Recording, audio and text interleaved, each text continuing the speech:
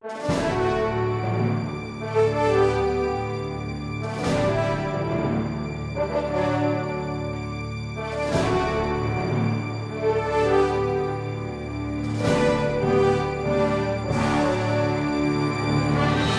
le monde connaît les histoires des pays d'en haut.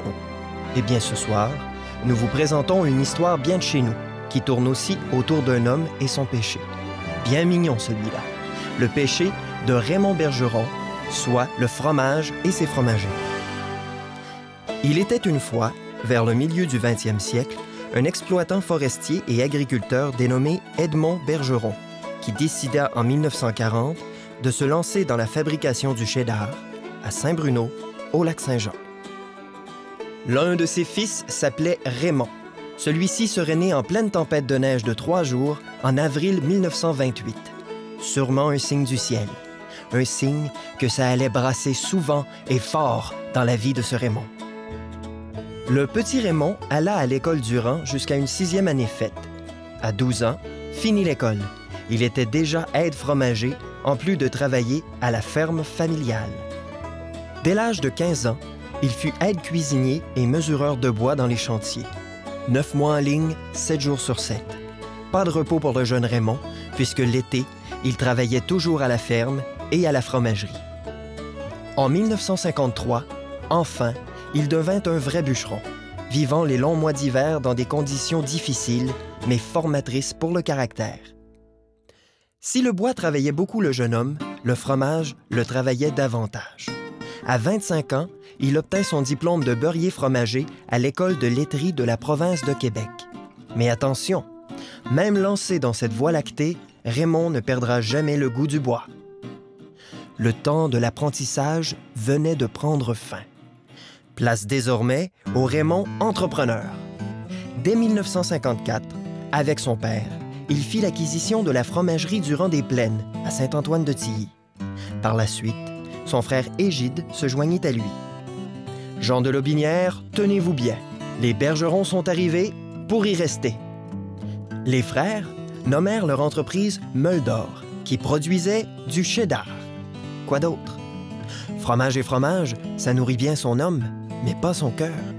À la fin de l'été 1955, Raymond épousa Colombe Ouellette, aussi du lac, qui, dès les premiers mois de leur vie commune, embrassa la cause de son mari. Au cours des années 50 et 60, Meule d'Or se développa, tout en se modernisant, le transport du lait passant des canisses au bidon et finalement au camion-citerne. La fromagerie traitait alors 22 000 litres de lait par semaine en été et seulement 11 000 en hiver, ce qui occasionnait un marché instable. À l'affût des besoins du marché, la fromagerie diversifia son offre en produisant du beurre, du yogourt, du fromage fondu, de la poudre de lait et même de la margarine. Comme toutes les fabriques artisanales, Meule d'Or dut faire face aux nouvelles orientations du gouvernement du Québec qui décida, en 1968, de favoriser la création de grosses entreprises rentables afin de développer l'industrie laitière. Les petits indépendants se trouvaient de plus en plus isolés. Autodidacte, Raymond fut tour à tour mécanicien, électricien, menuisier, soudeur et quoi d'autre encore. Son ingéniosité l'amena notamment à construire un séchoir pour la poudre de lait. Il n'était pas rare de le voir réparer le camion de distribution la nuit pour ne pas retarder les livraisons. Comme quoi, dans ce temps-là, on embauchait rarement des spécialistes pour résoudre ces problèmes. En plus du travail à la fromagerie, Raymond prenait des cours par correspondance, étudiait la nuit et allait à l'Institut de technologie agricole de Saint-Hyacinthe. Homme d'affaires affairé et à tout faire, Raymond était de ce type d'entrepreneur débrouillard que les années 60 ont souvent connu. Un seul métier? Oh que non! En 1968, Raymond et Colombe firent l'acquisition d'une ferme porcine, utilisant ainsi le surplus de lactosérum de la fromagerie. Une seule ferme? Faut pas faire simple. Pourquoi pas une ferme laitière, afin d'améliorer l'approvisionnement en lait de la fromagerie?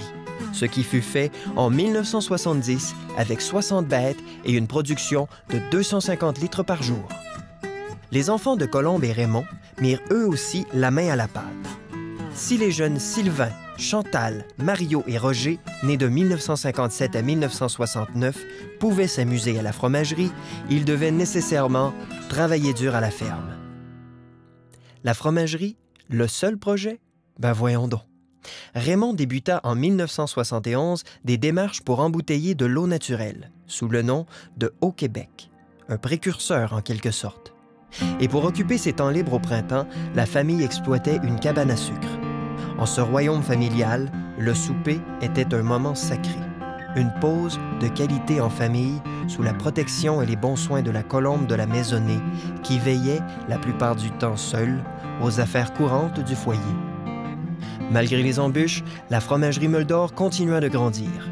Mais la pression du marché amena Raymond à vendre l'entreprise à la coopérative Beauceronne Agrinov, aujourd'hui devenue AgroPure. Par la suite, Raymond travailla quelques années à la coopérative laitière du Sud, située en Beauce. En 1982, après 28 ans, Raymond s'éclipsa du monde du fromage pour devenir agent d'assurance pour la compagnie Alliance. Et plus tard, courtier d'assurance pour l'Industrielle Alliance et Promutuelle. Fin observateur, il écoutait les gens et aimait les faire parler.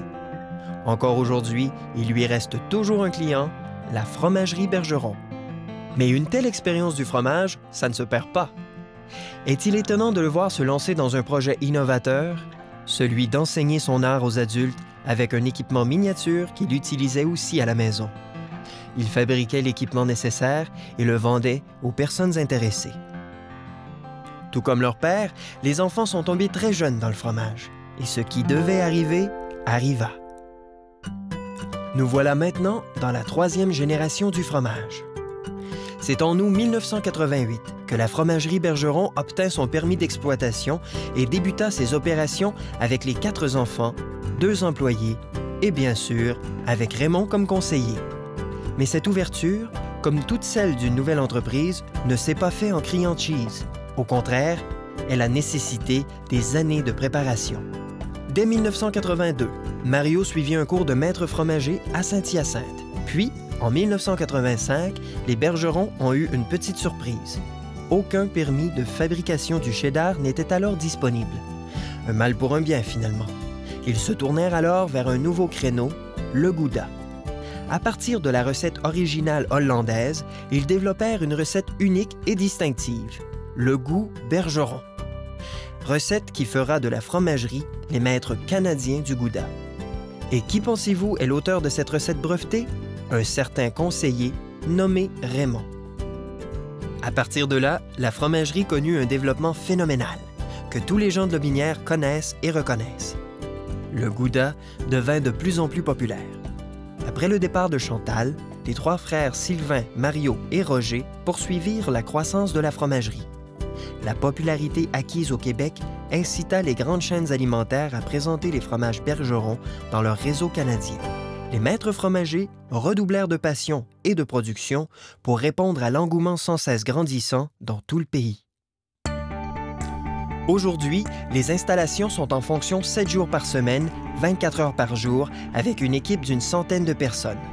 Au total, l'entreprise compte 145 employés à l'usine de Saint-Antoine-de-Tilly et environ 60 à la maison d'affinage de Saint-Nicolas. Maintenant que la fromagerie est entre bonnes mains, solide et sur une voie rapide, Raymond a pu se retirer des affaires courantes. Bien qu'il continue de la surveiller d'un œil complice et de participer à certains projets tout en savourant le beau succès familial. Parlant de succès, depuis près de 10 ans, les fromages Fin-Renard, Calumet, Coureur des Bois, Pâtes Blanches et autres ont obtenu un lot impressionnant de prix provinciaux, canadiens, nord-américains et même internationaux. S'il s'est éloigné du fromage, Raymond n'a jamais perdu son goût inventif et son amour du travail. Oh que non! Toujours alerte à 81 ans, il lit son journal tous les matins et bûche bon an mal an quelques 60 cordes de bois avec son vieux copain et jeune employé de 85 ans, M. Albert Mailloux. Au dire même de ses fils, sans Raymond, la fromagerie Bergeron n'existerait pas. Raymond n'a pas hésité à investir ses économies et son temps dans le projet de la fromagerie. Encore aujourd'hui, sa famille le voit créer, faire des essais, planifier le travail et prendre des décisions. Raymond est un entrepreneur dans le sang. Charismatique et rassembleur, il s'est toujours soucié des gens qui l'entourent et souvent les a gratifiés de belles attentions. Un bel exemple, le plus beau pour eux. Raymond est sans contredit le grand bâtisseur de cette belle aventure familiale. Et c'est ainsi que la fromagerie Bergeron vivra encore longtemps et fera beaucoup, beaucoup de goudas.